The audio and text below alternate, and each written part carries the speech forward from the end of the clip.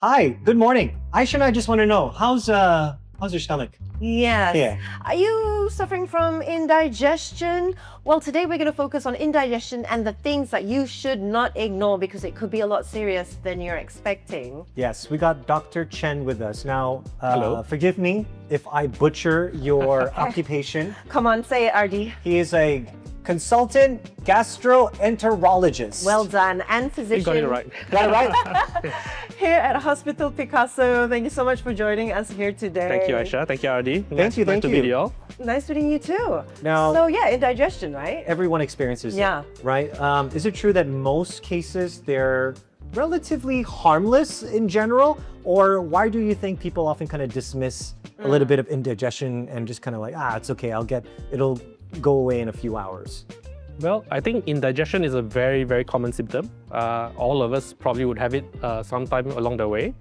And I think in Malaysia as well, it's a multiracial society. So what we term as indigestion, there's a lot of terms for that. Gastric, wind, bloating. Yes. We have the Malay terms, the Chinese terms, the Indian terms for that as well. So indigestion is very common, yes, and generally it is relatively harmless. Okay. But I think the common conditions that causes indigestion would be things like stomach inflammation, reflux disease. Sometimes certain people would have food intolerance. So when you eat, you get bloating if they take a very heavy meal. And I think a lot of times it's also stress and anxiety induced. Okay. And sometimes they say when you eat too fast, right? Yes. But the thing is, we've all become, because of indigestion, everybody gets sick, like you said, Doc.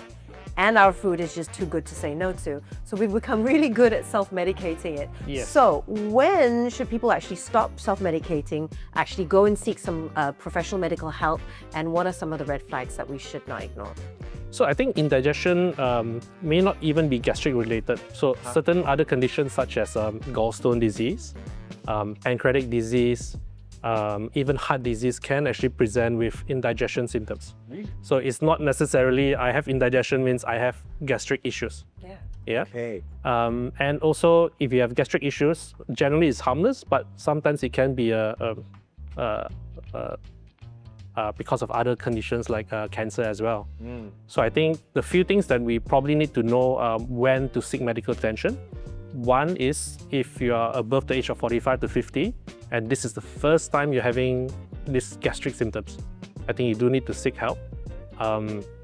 If you have red flag symptoms such as weight loss, which you can't explain, so not from diet, not from exercise, not from the injections, you can't explain and you have weight loss, you need to seek medical attention.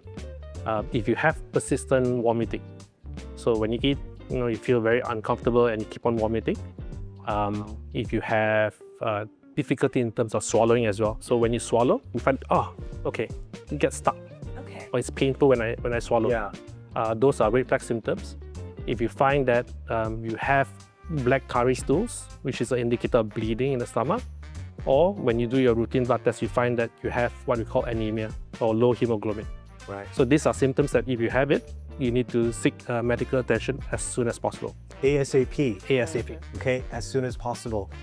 You mentioned something, cancer as well. Who's most likely to develop stomach cancer? And what are some of the risk factors that I think a lot of Malaysians are not aware of that should be aware of as well? Okay, so as for all cancers, I think age is probably the biggest risk factor. The older you get, the higher the risk of cancer. I think for stomach cancer as well, race plays a role as well. We know that Chinese generally have the highest risk of stomach cancer in Malaysia. Is it because of just genetics? Genetics, and also DNA? I think there's some difference in the strain of the stomach bacteria that we call H. pylori. So that's the other risk factor for stomach cancer. Got it.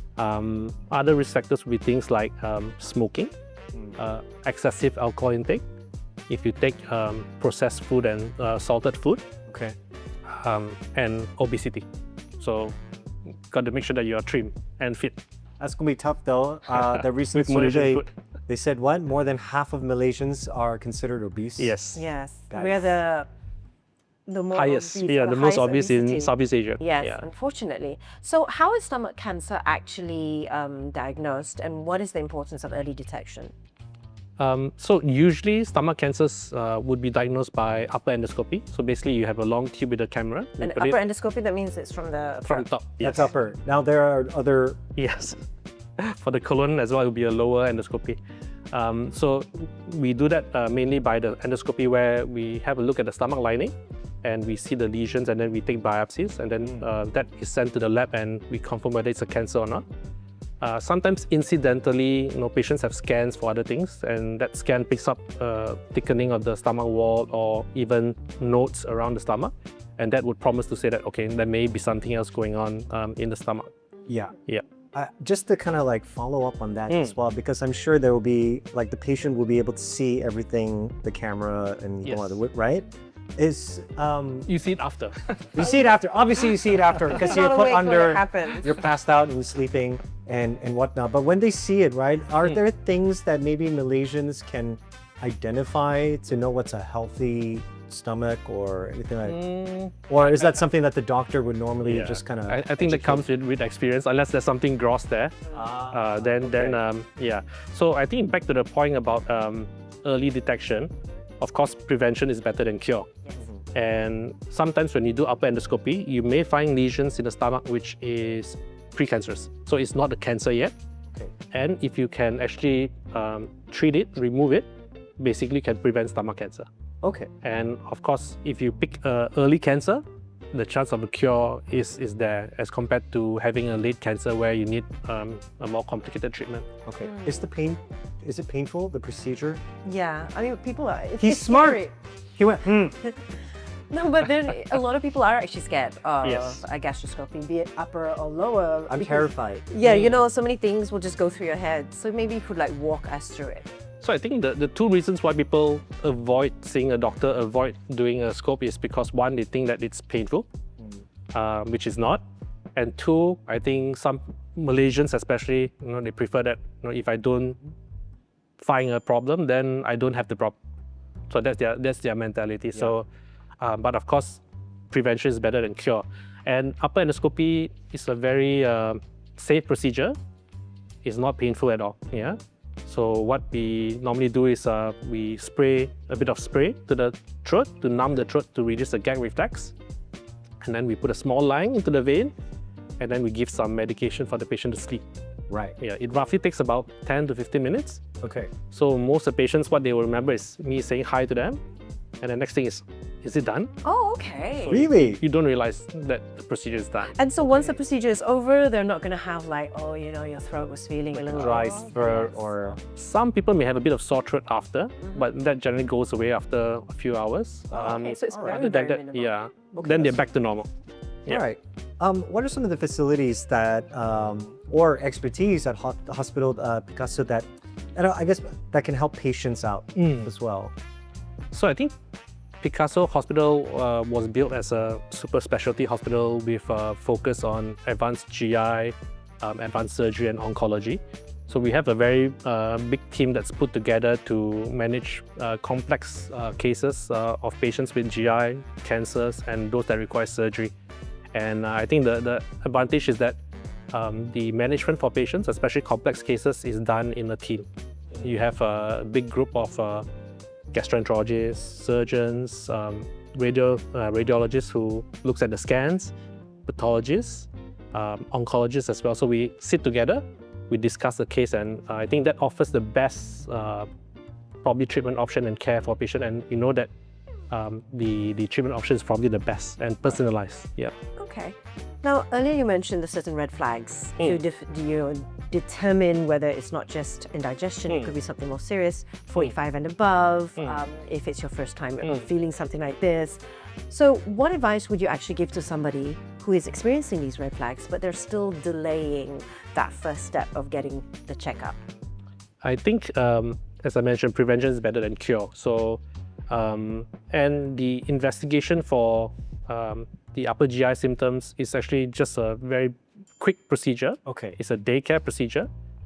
Just come and seek medical attention, and we see. I mean, it may not even be a gastric issue, as I mentioned. Right. So it can even be something more sinister like a heart disease, gallbladder disease as well. So yeah. Okay, so it's something definitely worth it, right? Yeah. Is there anything special that Hospital Picasso does to help ease the patients as well? You've got friendly doctors. Oh yes, we're experiencing that firsthand. And I think we have a good team set up, and we ensure that the treatment care for patients will be seamless. So if you come here, you'll get everything sorted. Even if, let's say, worst case, there's a cancer, we can sort everything out as within the hospital with the full team management. Yeah. Doctor, one thing Malaysians love is free stuff. You got any free tips? Let's say, can you give us two just to encourage Malaysians to practice a little bit more of a healthier lifestyle for their stomach? Okay, so I think my first tip probably is not to overeat. So take smaller portion meals. Try not to overeat because that causes a lot of gastric symptoms as well as reflux. 2, get yourself checked. So I think certain tests would be pretty easy to do in terms of looking for the bacterial infection in the stomach. You can do it by a blood test or breath test. And it's very easily treated with just antibiotics. And 3, I think have a healthy lifestyle, exercise. I think that helps with your gut health as well. Wow. I've got don't you have like a newfound respect to your stomach? Absolutely, yeah. Right? You are what you eat. So yes, let's all try and just eat slightly healthier, have a better lifestyle, and yes, if you have signs, don't be afraid to get yourself a checkup. I know, friendly doctor, hello.